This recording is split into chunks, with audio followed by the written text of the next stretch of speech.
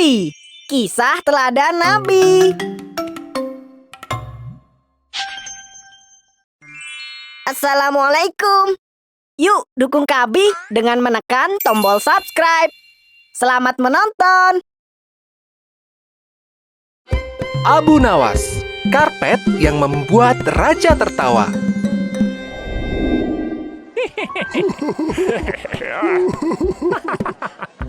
Gelak tawa terdengar dari sebuah kedai. Terlihat sekelompok lelaki sedang berkumpul di salah satu meja. Cerdik sekali ide itu. Benar, aku yakin kali ini dia tidak bisa lolos. Oh, kebetulan sekali orangnya datang. Hei Abu Nawas, lekaslah kemari. Ada apa? Setelah sampai di depan mereka, dia kemudian memesan satu minuman hangat.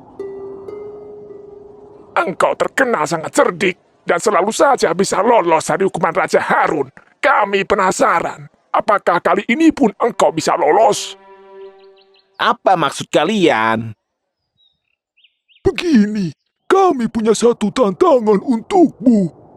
Benar, kami yakin tantangan ini sangat sulit dan engkau tidak akan bisa lolos dari hukuman sang raja. Bukan Abu Nawas namanya jika dia tidak berani menerima tantangan. Maka, dia pun menjawab dengan mantap. Tidak ada satupun yang membuatku takut kecuali Allah Subhanahu wa Ta'ala. Lekaslah kalian katakan padaku. Selama ini, belum pernah ada satu orang pun yang berani memunggungi raja, apalagi memberikan pantat, bukan?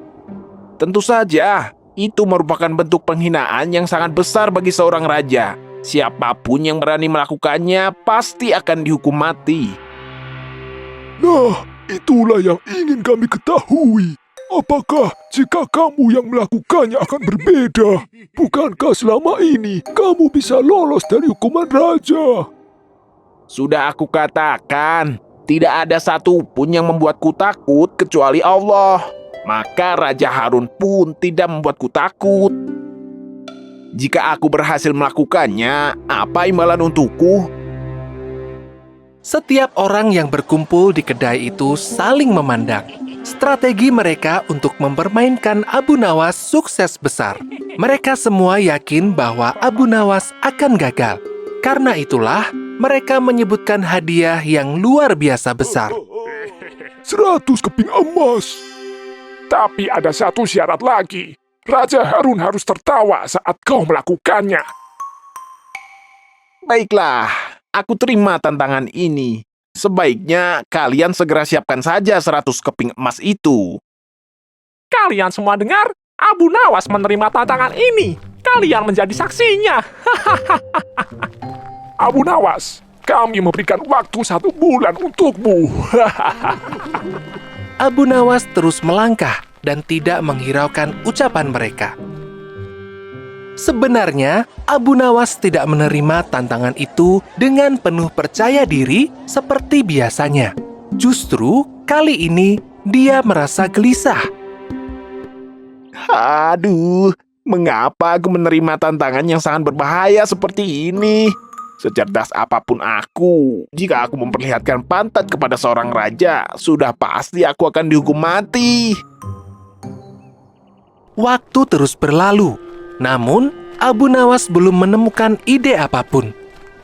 2 minggu kemudian, datanglah pengumuman dari Baginda Raja. Raja Harun akan mengadakan jamuan negara. Semua kerabat, pejabat, para ulama, dan para cendekiawan akan mendapatkan undangan. Abu Nawas dan teman-teman cendekiawannya merupakan salah satu tamu yang diundang. Kala itu, Abu Nawas sedang termenung di depan rumahnya. Dia sedang mempertimbangkan untuk menyerah saja. Tepat saat itu, salah satu kawannya lewat. Hei Abu Nawas, apakah kali ini kau kehabisan akal? Tepat di akhir batas perjanjian, Raja mengadakan jamuan besar. Bagaimana kalau kau beraksi saat itu saja? Kau ini membuat kepalaku tambah pusing saja. Akhirnya, hari yang dijanjikan pun tiba. Istana telah penuh dengan tamu undangan. Mereka semua duduk membaur, tidak memperdulikan status. Siapa yang datang lebih awal dipersilahkan untuk duduk di barisan paling depan. Dua teman Abu Nawas berhasil mendapatkan tempat duduk paling depan. Mereka berdua ingin melihat dari dekat aksi seperti apa yang akan dilakukan oleh Abu Nawas. Hingga acara dimulai, Abu Nawas belum juga terlihat. Hampir semua tempat telah terisi. Abu Nawas tidak hadir. Kemarin aku melihat dia sedang duduk lesu. Pasti dia tidak bisa menemukan cara untuk memenangkan tantangan ini. Mengecewakan sekali. Padahal aku ingin melihat aksinya. Mereka berdua pun melupakan pikiran tentang Abu Nawas. Namun, dugaan keduanya salah. Abu Nawas sengaja datang paling akhir dan duduk di barisan paling belakang. Kehadirannya langsung menarik perhatian banyak orang. Abu Nawas sengaja duduk di lantai tanah, tempat yang seharusnya disediakan untuk jalan. Orang-orang merasa heran, padahal masih ada karpet yang kosong. Kajian dan ceramah dari ulama-ulama besar berlangsung dengan sangat hikmat. Kini, giliran Raja Harun untuk menyampaikan pesan-pesan kepada seluruh rakyat yang dicintainya. Saat Raja maju ke tengah podium, Raja pun melihat tingkah aneh Abu Nawas ini. Abu Nawas, mengapa engkau tidak duduk di atas karpet? Pindahlah segera. Baginda Raja yang mulia, terima kasih atas perhatian Baginda kepada saya. Namun, saya sudah merasa bahagia bisa duduk di sini, tempat yang bisa langsung melihat wajah Baginda dengan jelas. Jawaban Abu Nawas ini penuh dengan sanjungan sekaligus bantahan. Abu Nawas sengaja membantah perintah Raja untuk menarik perhatiannya. Tidak bisa. Majulah dan duduk di atas karpet. Mohon maaf, Baginda. Saya sungguh tidak apa duduk di sini. Masih ada karpet yang kosong. Mengapa engkau rela duduk di tanah dan mengotori bajumu sendiri? Ampun, Baginda. Sesungguhnya saya sudah duduk di atas karpet. Aku tidak melihat ada karpet yang kau duduki. Karpet mana yang engkau maksud? Sesungguhnya saya membawa karpet sendiri dari rumah. Sudah lama saya membelinya, dan ini merupakan karpet kesayangan saya.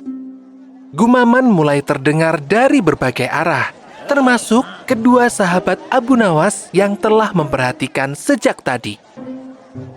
Raja Harun semakin penasaran. Dia pun kembali bertanya, Aku benar-benar tidak melihat karpet yang kau duduki. Jangan bilang jika itu adalah karpet ajaib, dan hanya orang cerdas saja yang bisa melihatnya. Aku tidak akan tertipu dengan trik semacam itu. Oh, tentu saja ini bukanlah tipuan, Baginda Raja. Jika Anda mengizinkan, saya akan memperlihatkan karpet ini.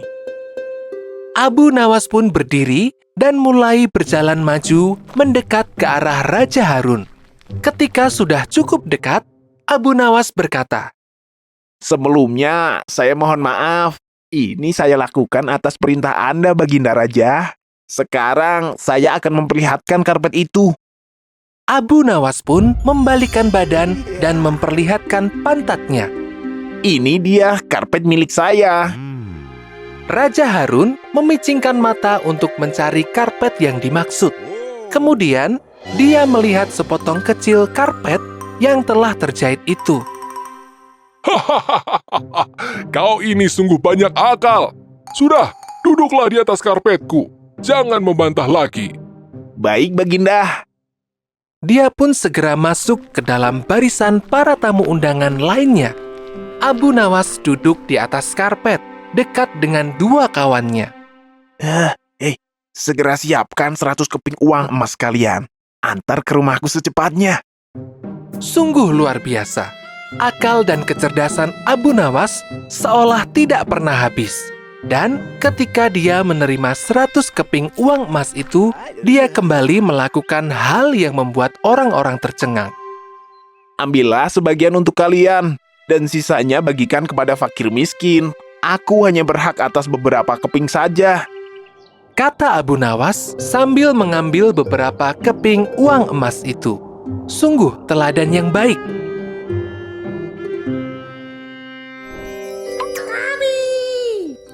Membaca adalah jendela ilmu. Kabi memiliki ratusan kisah seru. Ada seri fiksi Muslim, ada juga seri Abu Nawas, dan kisah inspirasi lainnya. Kita baca kisah Abu Nawas yuk! Kabi menggunakan bahasa yang pendek dan mudah dimengerti untuk anak-anak. Kabi juga dilengkapi dengan ilustrasi yang menarik, sehingga anak tertarik untuk terus membaca. Tandai cerita favorit di sini, atau tandai sebagai bookmark untuk kisah-kisah yang penting. Kabi juga punya banyak sekali kisah inspirasi lainnya. Pilih judulnya, baca ceritanya, dan pahami maknanya.